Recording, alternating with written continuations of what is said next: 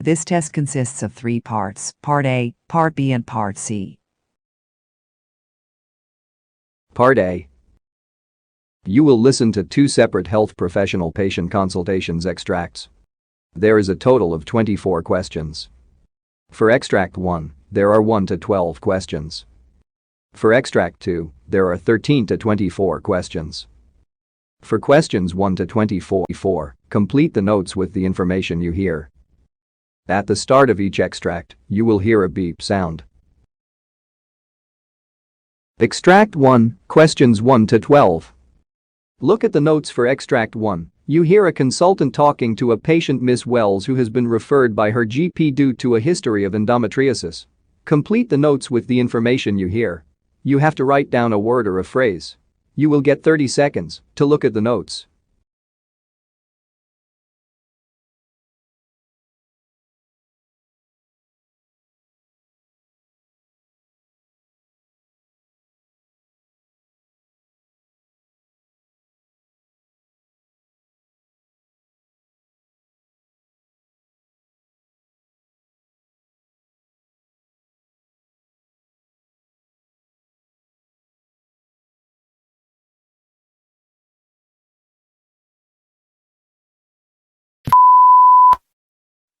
Hello, Miss Wells. Please come in and sit down. I'm Miss Moore, the consultant. I've read your GP's referral letter, which details your history of endometriosis. I wonder if I could start off by asking you a few questions. How old are you? I'm 22. Are you married? I'm 22.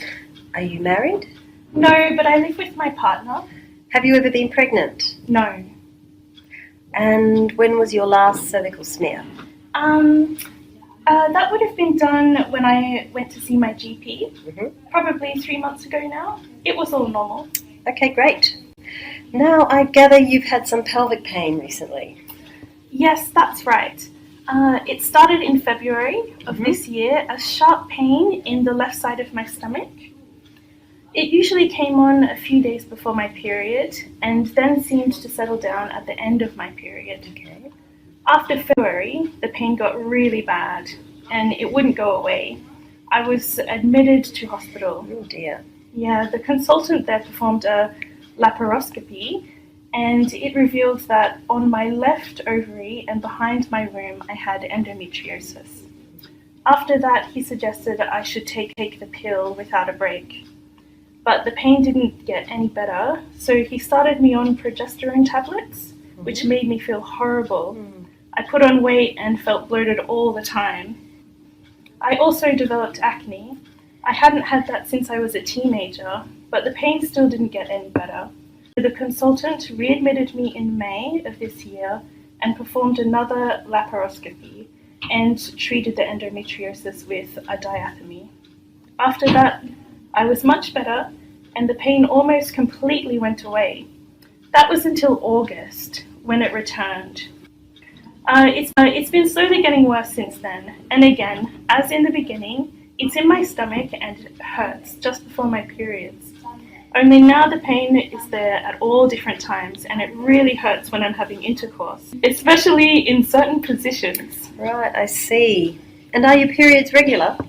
Yes, because I'm taking the pill again with a week's break. The last one was about 3 weeks ago. What about any other health concerns? No, everything else is fine. I've never been a smoker, but I do like a drink at weekends. Just 1 or 2 though, nothing crazy. My family are all well too. No serious illness in either my mum or dad, or in my older sister. Nothing else I can think of really. And do you have any problems passing urine or with your bowel motions? No, that's all good too. All right, Miss Wells. I think it would be sensible to have a look at you and run some tests. Then we can chat about how to take things forward. But from what you've told me, my initial suspicions are that the endometriosis might have come back. That's what I was afraid of. Since I was first diagnosed, I've been doing a lot of reading, so I was really worried when the pain returned. I'd like to be able to have children in the future, and I'm worried it might be difficult with the endometriosis. I really don't want to be one of those women who ends up having problems getting pregnant. I'm also really sick and tired of the pain. It's beginning to feel like I'll be stuck with it forever. I can tell it's starting to affect my mood. Just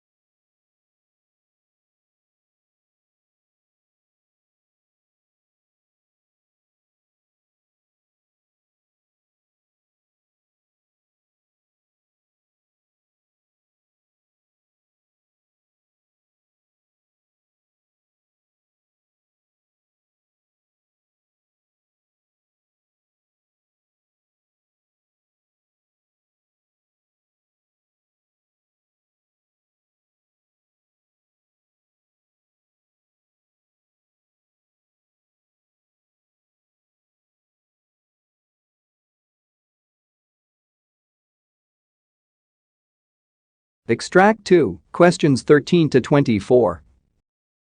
Look at the notes for Extract 2. You hear a doctor talking to a patient called Hannah. Complete the notes with the information you hear. You have to write down a word or a phrase. You will get 30 seconds to look at the notes.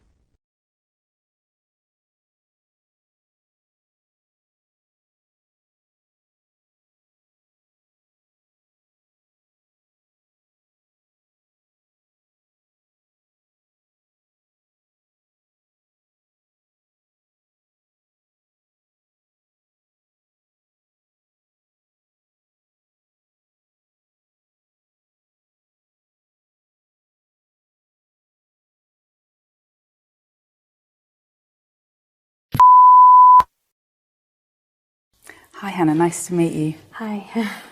So I understand that you were referred to me by your GP because you've been experiencing some anxiety difficulties. Yeah. I guess it kind of started like 5-6 years ago. Yeah, I guess it kind of started like 5-6 years ago.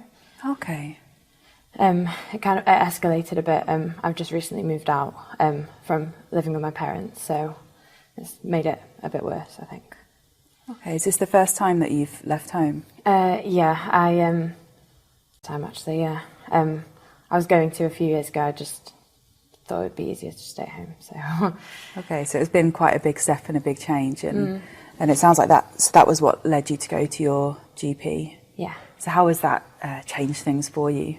Don't know, it's kind of, I haven't really told anyone, so, I mean, it's made it like better in the sense that I feel hopefully this is it, like it'll help, but I don't know, I don't like thinking that I've had to do this. I never thought I'd like be the kind of person who'd have to actually go and like get help, if that makes sense. Okay, so how do you feel about being here today? A bit like scared, I don't know, hopefully it will help. Okay, so you've been feeling a little bit anxious about today? Yeah. Okay, so I guess just going back to why you went to the GP and how you've ended up kind of coming here today. So it sounds like you've been experiencing anxiety for quite a few years, but just recently you moved out first time, and that was what kind of led you to go to the GP. So how did that change things? How were things after you moved out? I thought that they'd be better, but because I thought I'd have to kind of be independent, but it's actually a lot worse. I'm just kind of staying in the house a lot. I don't really have any friends or anything. I mean, my family come and visit a bit, but it's not, I don't know, it's kind of scary because I've just been kind of literally just in the flat by myself, which I always thought I'd like, but I don't actually like it. Okay. So what are the kind of difficulties that you have been experiencing? I mean, I'm a photographer, so I kind of, it's been stopping me a bit, my anxiety, from being able to get work, and because every time, you know, there's an opportunity that is kind of involving me having to interact with people, I just tend to just turn it down. So I was kind of making things hard in that respect, and just kind of friends-wise and everything, I just feel like I'm just kind of increasingly more alone. So it's kind of stopping me from making friends and, you know, like relationships and stuff. Okay, so you said that your difficulties are getting in the way of you doing certain things, so they're stopping you from taking up kind of certain types of work, and as a freelance photographer, I guess that can be kind of a problem. And they're also stopping you, or you feel like it's stunting you socially. You're not kind of able to make new friends and get to meet new people. It's kind of easier when I was at home, because I was obviously, I mean, my parents and stuff, that's fine, but you know, I'd go to places with them, or I'd kind of have people there, but more and more I'm just finding myself just staying in a lot. I mean, I went like 2 weeks ago for coffee with my friends, and the whole time I was just kind of wanting to go home again. So I don't want that to happen. I don't want to lose everyone. So you're kind of worried about where this is going to lead to. Yeah. Okay. So you said that you first noticed the anxiety kicking in when about 5 or 6 years ago. Yeah. So you would have teen. Yeah. And what was happening around that time? I guess I'd finished school about a year before that, and I mean, I've always been a bit shy at school, but it was never ever like, it didn't really affect things not at all as much as it has been doing the last few years. I guess it just started when my friends went to university, and I don't know, I felt like I was expected to kind of move out or just do something, and then it just kind of escalated from there. I'd just stop going to parties, or I'd just say no to invitations, or I don't know, I thought my job would help, because I mean, I love it. I really like doing photography, but I'm just kind of getting less and less work as it goes on. So, which is my fault, I keep saying no. But what kind of work is the most difficult for you in your job? I guess when I have to kind of be working with other people. I don't like it. It's like when I'm trying to kind of do an event or something where there's a lot of people there, not just photographers, but actual, you know, if I'm like taking photos of people, that, I don't know, I just kind of find myself saying no. I mean, I want to do them, but just it's scary, so I just don't do it. So I guess tell me a bit more about what happens then. So let's focus on maybe an invitation to do a job with, you know, it's going to involve photography with a group of people, and you're going to have social interaction. What kind of thoughts go through your head? I mean, I get really hot and sweaty, and I feel like everyone's kind of looking at me and thinking that I'm just like really stupid, and I feel like they're all going to be staring and thinking I just can't do my job and I'm just an idiot, and I mean, they'll think that I just look like a weirdo, and I just kind of just try and get out of the situation or just focus on something else. So that's why I like doing shots where it's just me and the camera, because then I can just put all my attention on that instead of having to, you know, be with other people. Okay, so it sounds like you have quite a lot of thoughts rushing through your head then at the point where you get that invitation. You think, people will look, people will stare, people will think I'm a weirdo. Yeah. So there's quite a lot about what you think other people will think. Yeah. And how does that make you feel? Just makes me feel like an idiot. It makes me feel like I just shouldn't even bother trying to do it anymore. I should just go home, and I think I just don't want to be in that situation. I just feel like everyone else is fine and they're normal, and I'm just the freak.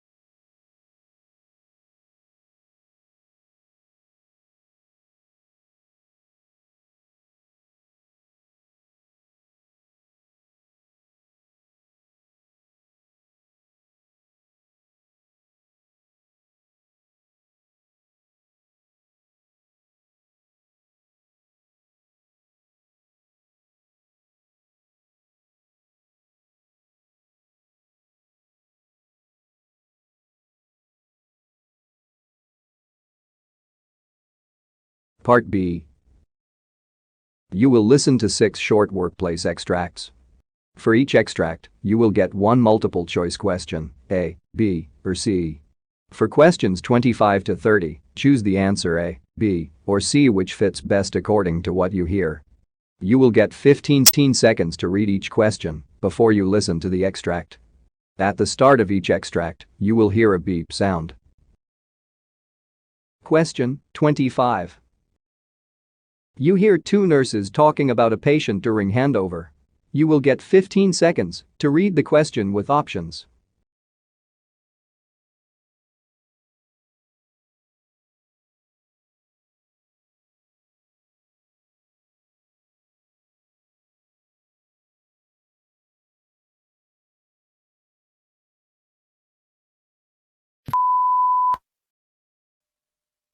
Right, I'd like to tell you about all the patients on this ward, starting with bed 1.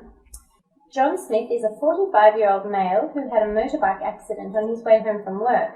He was admitted to the ED at 2300 hours on the 1st of August with a frontal lobe contusion. Sorry, I don't know that word contusion. Could you please explain? Sure, in this case it means a concussion. Thank you. He has breaks in his right arm and hand and has had surgery including metal plates inserted into his arm. He also has deep grazes on his left knee and ankle and stitches in his right hip and shoulder. Stitches in the right hip and shoulder? Yes, that's right. All dressings have been changed this morning at 900 hours. He's on a self-administered morphine drip and he's also on an antibiotic drip. He has had injections to prevent blood clotting and his pain is quite manageable with the medication he's on. Question 26. You hear a pharmacist telling a patient about some medication. You will get 15 seconds to read the question with options.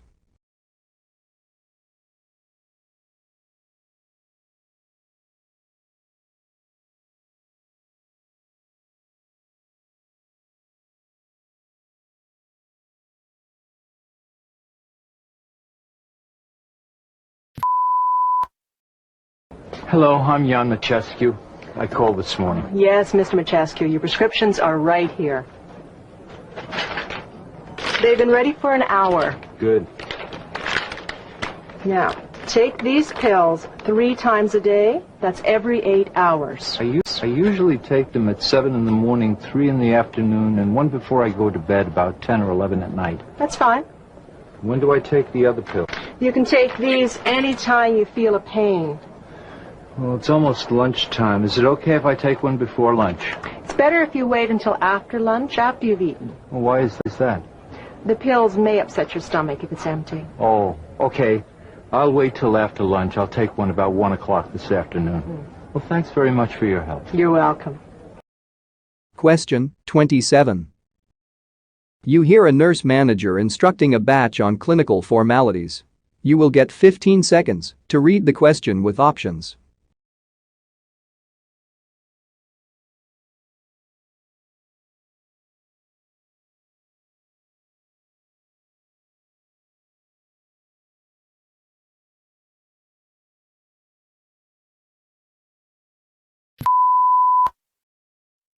Okay, your order sheet is in your chart. It's under the tab that's labeled Physician's Orders. You're going to check these orders against your paper MAR.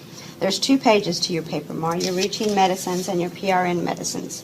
So first check your patient's name, Sally Gunter, Sally Gunter, Sally Gunter. Okay, then check for the date of birth, 5/8/41, 5/8/41. The next thing you want to look at is allergies. Sally is allergic to penicillin. Your allergy is penicillin. And you want to go down and you want to verify every medicine that they have. So on the orders, potassium chloride 40 milliequivalents, PO 3 times a day. Potassium chloride oral liquid 40 milliequivalents, PO 3 times a day. K-Flex 250 milligrams, PO every 6 hours. K-Flex 250 milligrams, PO every 6 hours. Norvasc 5 milligrams, PO twice a day. Norvasc 5 milligrams PO twice a day. Prilosec 20 milligrams PO daily. Prilosec 20 milligrams PO daily. When you're looking at your physician's order, make sure it has a date a time, and a physician's signature. Sally Gunter also has a PRN order of clonidine, 0.1 milligram tablet every 6 hours, PRN for diastolic blood pressure greater than 90. Clonidine, 0.1 milligram tablet, PO every 6 hours, PRN for diastolic blood pressure greater than 90. Now, all your routine meds and your PRN meds are checked against your physician's order sheet. The next thing you want to do is to look here. Number one is compare your order sheet to your MAR and then your initial once verified. So you would sign your initials that you verified these medicines. Question 28. You hear a physician explaining the microlaparoscopic pain mapping procedure to the nurse. You will get 15 seconds to read the question with options.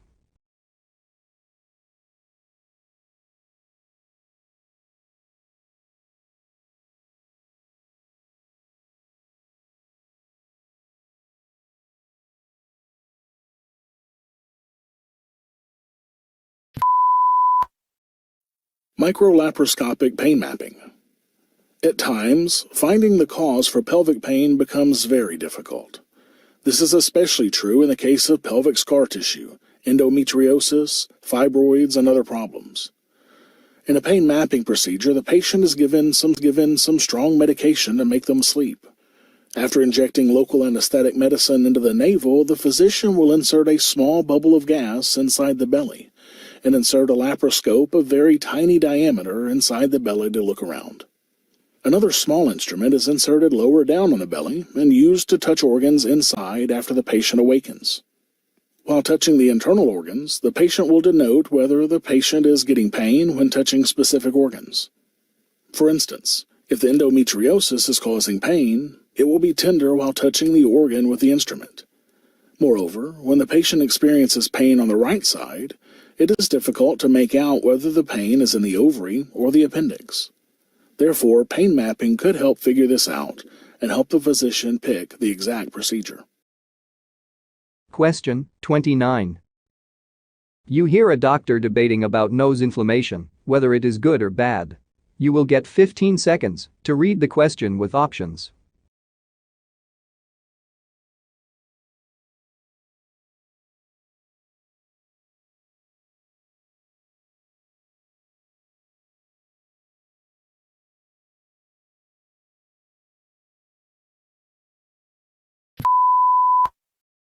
Hello, doctor. What can the nose inflammation teach us about how the human body repairs itself? We have the ability to smell things because of our olfactory system. However, according to research by an otolaryngologist, for the patients with chronic sinusitis, inflammation on overdrive compromises this system.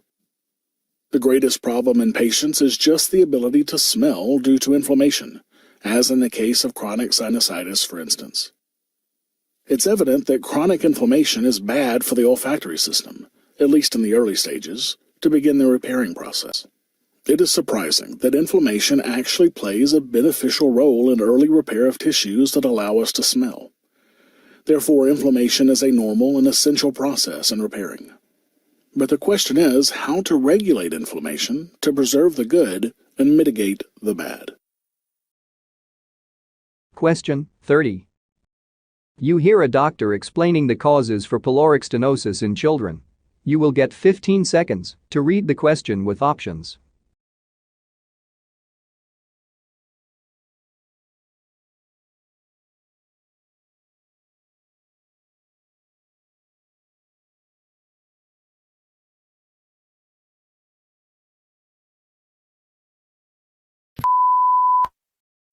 Pyloric stenosis.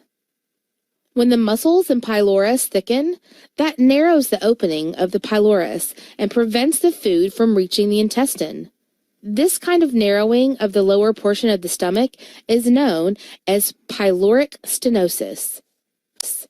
Typically, this problem occurs in newborn children between 2 to 8 weeks of age. As the pylorus thickens, the stomach opening is blocked. Therefore, the food cannot move into the intestine. This causes a patient with pyloric stenosis to vomit, which could result in several problems. Dehydration is the major problem caused by pyloric stenosis, since the regular vomiting devoids the fluids for the nutritional need of the infant. Secondarily, minerals such as potassium and sodium are lost through vomiting, making the baby weak. Mainly, the firstborn male babies are vulnerable to pyloric stenosis. Smoking or intake of tobacco during pregnancy doubles the chance of pyloric stenosis in infants. Bottle feeding is also another cause for developing pyloric stenosis. According to findings, infants giving antibiotics in the first 15 days of their birth have the greatest risk.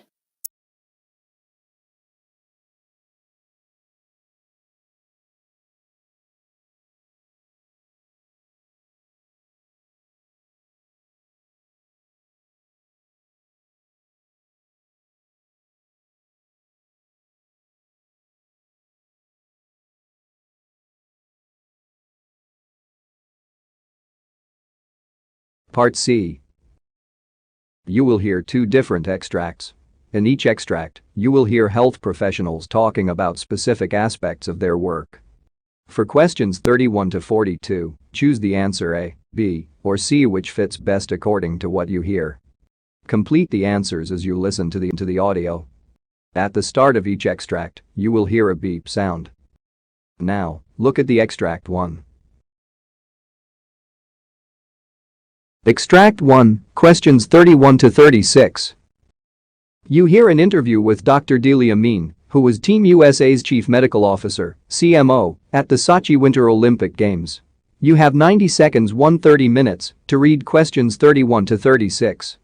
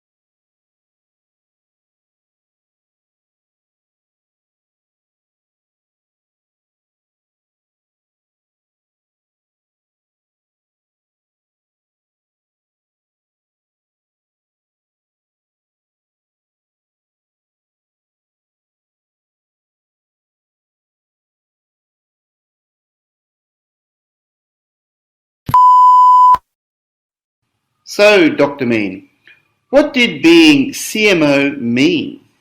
Well, it meant overseeing 77 other healthcare professionals and taking care of 228 U.S. Olympians. As a CMO, I worked in tandem with a team to deliver the highest level of care to our athletes. We were using the latest technology, evaluating a mix of treatments to ensure peak performance, and were ready to respond to whatever might have come our way. It also meant working long and busy hours during the games, where the team faced everything from common colds to traumatic injury. And it also meant having compassion and understanding while applying your medical expertise in a fast-moving environment. Can you give me a behind-the-scenes description of what the medical support of the athletes looked like? Yes, absolutely. Well, it looked pretty much like any medical clinic you might be familiar with. There were dozens of boxes shipped to Sochi so that we were able to care for our athletes. Our doctors saw everything from coughs and flu to sprains and breaks. As a result, we had a comprehensive team assembled to address whatever health-related need might have come through the door. We looked like a mix of care providers such as athletic trainers and physical therapists or chiropractors and massage therapists, to assess and provide the best solution to the problem. Our goal was to have our athletes back on the slope, track, or rink as fast as possible, performing at their peak. I see. And who cared for the athlete if there was a life-threatening injury? Well, if a situation like that had arisen, and I'm very happy to be able to say that thankfully it didn't, the intervention of doctors, specialists, and emergency providers from the Olympic Organizing Committee and our Team USA doctors would have absolutely been vital. We always had one of our physicians with the team during training and at competitions at the various sites. That gave us the flexibility to provide immediate care should the situation have occurred. We felt pretty confident that through our collaborative efforts, we could care for our athletes in just about any situation. Well done. And how did you approach injury prevention? Preventing injuries was certainly a major part of the support we provided. Aiding athletes and coaches to condition appropriately and prime their bodies with good nutrition and recovery efforts while in Sochi was all part of the whole care that we provided while we were there. We were able to use technology to assess and evaluate our athletes to ensure they were at their peak to perform. The travel and extreme competition did take a toll on the athletes' bodies, but we did our best to keep our athletes healthy in every respect. And were there any new technologies used by the US medical team in Sochi? Well, one of the tools we used was a groundbreaking form of software which provided our physicians and athletes the ability to communicate health information instantaneously and securely. The software maintained diagnostics, treatment evaluations, and test results, and it was all accessible virtually. This was especially critical when we were traveling from venue to venue in a foreign country. I have since actually implemented the same software in my private practice. Now, no matter who is involved in the patient's care, the healthcare professional has easy access to all the critical information and can respond accordingly. We also had several ultrasound machines that we traveled with, which was an incredible diagnostic tool for many musculoskeletal injuries. And finally, how might other young physicians follow in your footsteps? Well, I would encourage any physician that aspires to this kind of appointment to begin connecting with officials in their area of interest. My work with the US cycling team helped build my reputation among other elite sport organizations, where I was able to establish relationships and convey my interest in working with them. You know, it can take a lot of time volunteering, but the work is invigorating and stimulating because you learn so much in the process, especially if you're passionate about it. I really do believe I am a better physician and surgeon because I've had the chance to work in these various situations. I can bring that experience back to my private practice.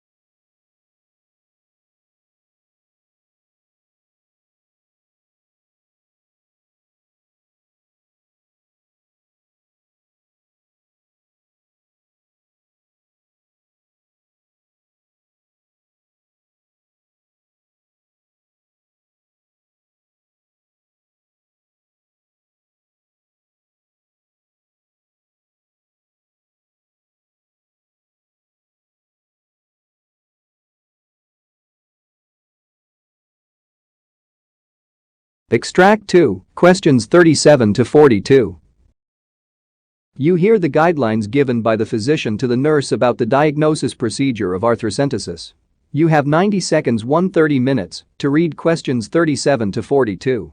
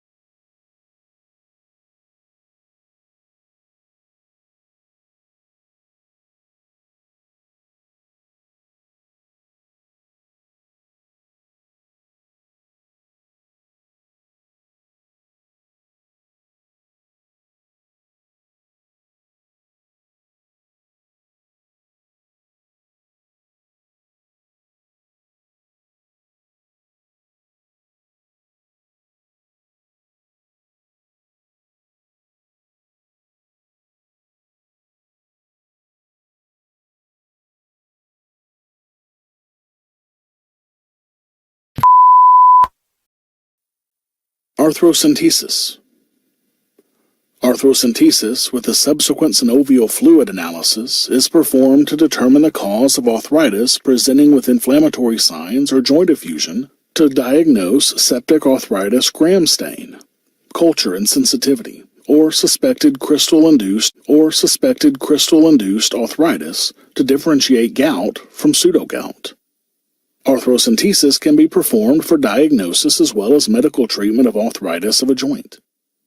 Investigation of joint fluid can help the physician to determine the causes of joint effusion or arthritis, such as gout arthritis, infection, and rheumatoid disease. Arthrocentesis can also be effective in relieving joint swelling and pain. Elimination of synovial fluid from the inflamed joint can also eliminate the white blood cells within, which are the sources of destructive enzymes to the joint. Significantly, arthrocentesis can more rapidly restore the health of the joint. The synovial fluid is analyzed for its physical characteristics, such as viscosity and color, and its chemistry, such as protein, uric acid, and glucose, and microscopy of gram stain, white blood cell counts, and differential count. If the sample is cloudy, there is a chance of bacteria, white blood cells, or crystals present. In the case that the sample is reddish, there may be the presence of blood. Or else, if it's moderately viscous and forms a string longer than 3 centimeters when a drop is expressed into the test tube called string test. The test mainly depends on the polymerization of hyaluronic acid. A less viscous fluid indicates inflammation. The string test will be negative, that is shorter than 3 centimeters, due to dilution of hyaluronic acid by the presence of extracellular fluid into the inflamed joint.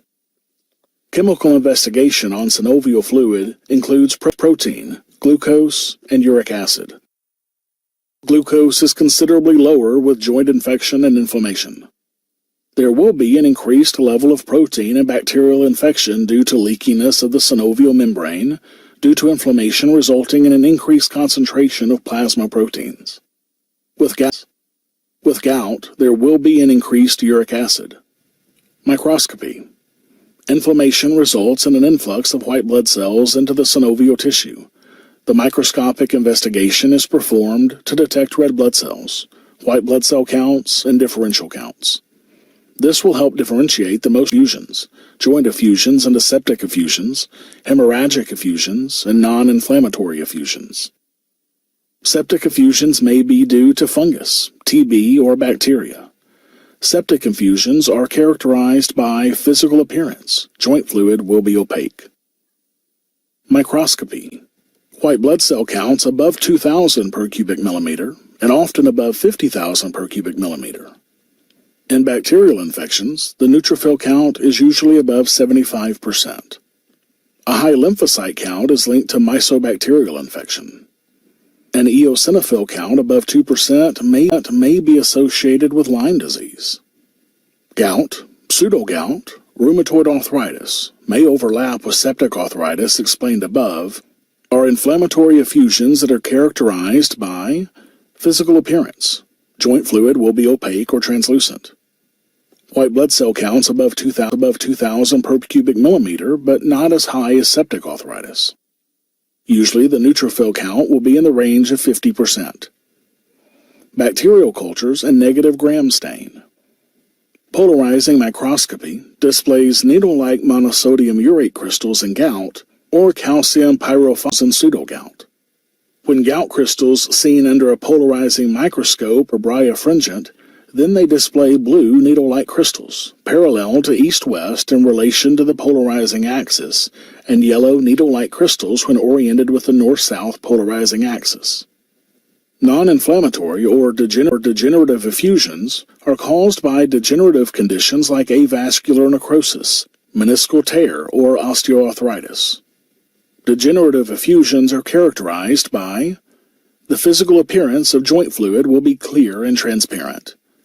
A white blood count will be less than 2,000 per microliter per cubic millimeter. Neutrophil above 25%. Avascular necrosis, osteoarthritis, and meniscal tears are differentiated clinically. Hemorrhagic effusions. Normally, hemorrhagic effusions are caused by trauma. bleeding disorder such as anticoagulation, hemophilia, neoplasms, or neuropathic arthropathy.